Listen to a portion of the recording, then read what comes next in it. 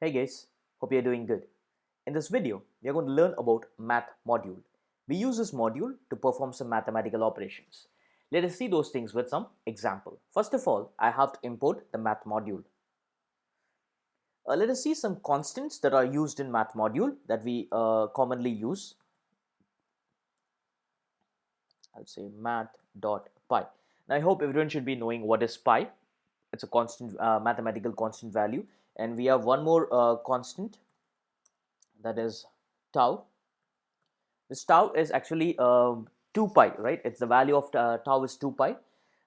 If at all you don't know what is tau, I'll tell you, like, it's a circle constant representing the ratio between circumference and radius. That is called as tau, and it's actually 2 pi. The value of tau is 2 pi, and we have one more constant called as e. That's a mathematical e, right? And then finally we have something called as nan.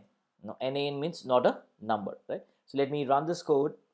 And one more thing we have, I forgot to say that is inf is infinite, right? So these are the constants that are commonly used in math module. One is pi, tau, e, not a number, and infinite, right? So let me run this code. You can understand what is that, right? So now my pi value is 3.14, that you know. Tau is 2 times pi, 2 pi, that is 6.283, and then mathematical e, right, that is 2.71, and nan is not a number, inf is infinite, right? Now let us see some methods that are commonly used in math module. Let me clear this screen for you.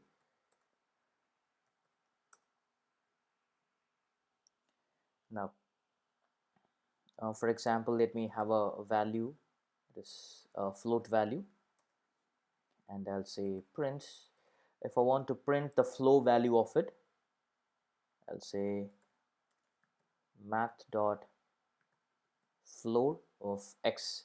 Now when I run this code, I'll be getting the floor value of the float value, right? The float value is 10.3456, and I'll be getting the flow value, that is 10. And if I have one more method called a seal, if I say seal, I'll be getting the seal, that is the maximum integer of it, right? I'll be getting 11, right? So if I say floor, I'll be getting the minimum integer value, and if I say seal, I'll be getting the maximum integer value of that, right? So that is the difference between seal and floor, right? So let me give some other example.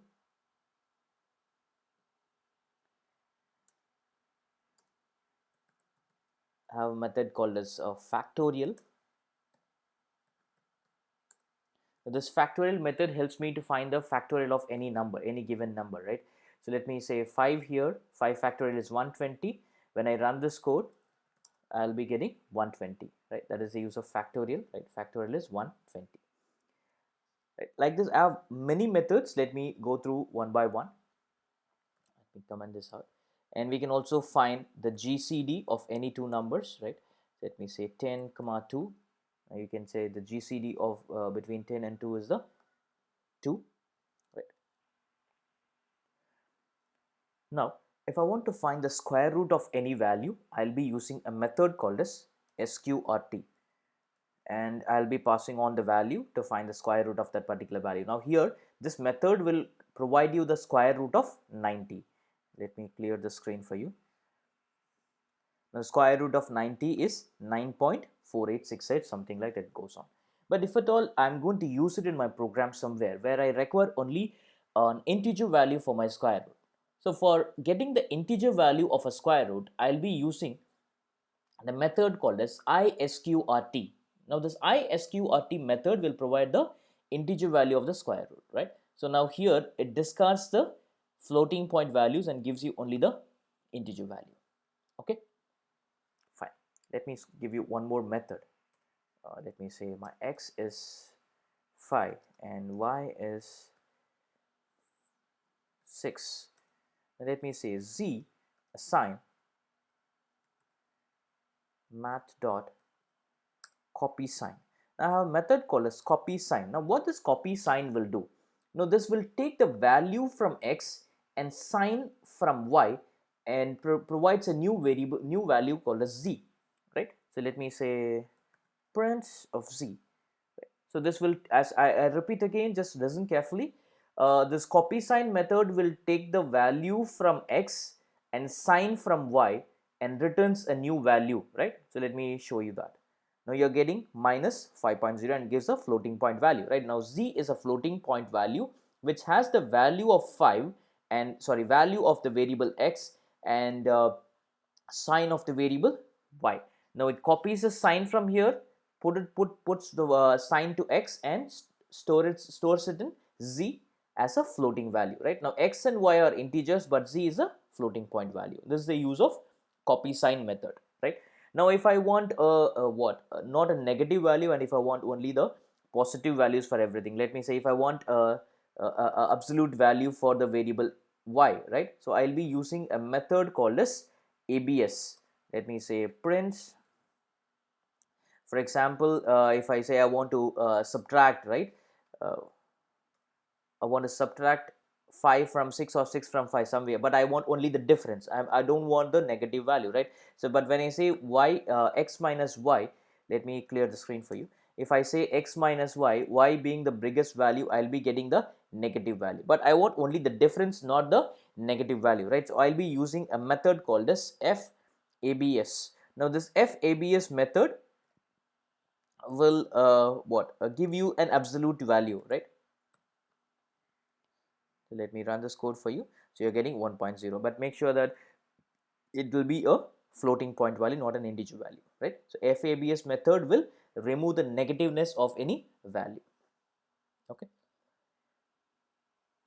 And one more method is there which finds the power between two values, right? Power of values, right? Let me say print math dot power of. So when I say x comma y, it means that x power y. So now it's 5 raised to 6. Let me give you 2 so that we'll get a smaller value, right? So it gives you 25. So now power method will find the power of a value, right? If I say like power of x comma y, it will be x raised to y. Okay. Let us see two more methods which works with iterable objects like list, set, or tuple. Now, for example, I have a list of values like my list, and then let me have 12.3, 3.4, 4.6, and 6.2, right? Now, these are my values. If I want to sum all these values, right, all these values which is present inside my list, I want to find a sum of this, right? You don't have to go for iteration and all, right? You just use a method called as fsum and pass on the list object there. Now this fsum method adds all the float values inside my list and provides a sum of the all the values. Now you got 26.5.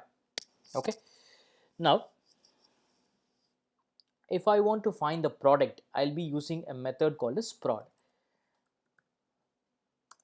So this prod method will multiply all the values inside the list or tuple or set, whatever I'm giving.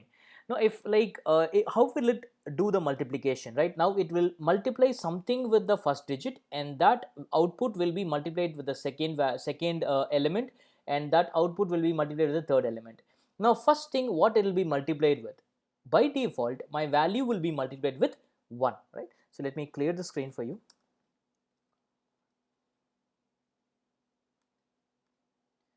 and run the code for you. You can see this is my multiplied value. When I do a multiplication of this will happen, right? Now if I want to multiply, start multiplying with, like by default it will start multiplying it with 1. If I want to start multiplying it with 2, right, let me say start assign 2.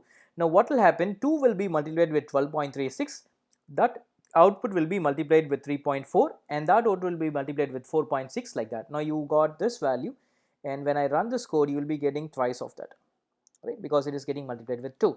Now if I want to start multiplying it, start with 10, right? So first value will be multiplied with 10, and then it start multiplying the values further. Okay, fine. Now apart from this, we have some classification functions which checks for some values and then provides either true or false. Now first let us see a method called as is finite.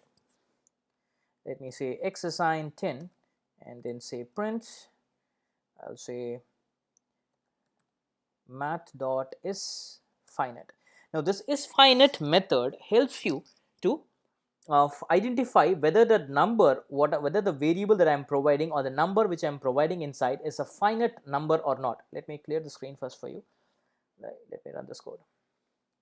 When I run this code, it provides true because the number what I've given here is a finite number, right? It's a finite number. Now, for example, if I'm giving an infinite number, how to give an infinite number? I'll say math dot inf, right? Previously we have seen some constant, right? So math dot inf is a constant, that's an infinite constant. Now it's say if I say is finite, this will provide me false because it is not a finite. Now I have one more method called as is inf, right? Is inf, it means that whether I'm checking whether the given number is a infinite number or not. Now math dot inf will provide you infinite value, right? So let me run this code for you, and when I run this, you are getting true because the value what I provided here is infinite, right? And if I change this to x, this will provide me false because x is not a infinite number, it is a finite number. Okay, now let us see what is the use of isNaN method. IsNaN, now this will find whether the given number, given a variable is not a number or not. Now here when I run this code, it will throw false because it is a number, x is a number, so it will throw false. Now let me give math dot is nan, right? Hope you remember the constant which we have discussed previously in this video, right? Math dot nan is not a number. Now when I run this code, it will provide you true because it is a it is an nan, right? Is nan condition true, so it will provide true. Let me clear the screen for you. I want to finally discuss about a method called as isClose. It's a very important method. We often use it to compare two values, whether the two values are closer enough or not, right? So let me check whether the closeness of these two values, right? So I'll say x assign 1.1 and y assign 1.2, and let me say x comma y. When I run this code, it will provide me false because by default the tolerance level of the values, right, it is 0.0, right? So it will be accurate, very accurate, and it will say only false.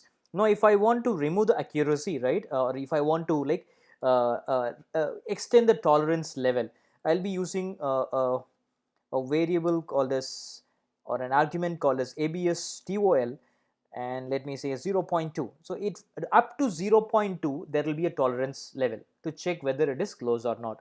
Now when I run this code, it will provide me true. Now let me say 3. If I run this again, it will provide true, and if I go beyond that, right, if I say 4, it will provide me false because the tolerance level is only 0.2, but that it is going beyond 0.2, that is it is going to 0.3. That's the reason it's providing me false. I hope you got it, guys, and I'm done with this video. If you have any queries, please comment in the comment section, and if you want me to do some other videos, please comment that as well. I'll definitely do that. And if you like this video, please give it a thumbs up and don't forget to subscribe to my channel. Thank you very much.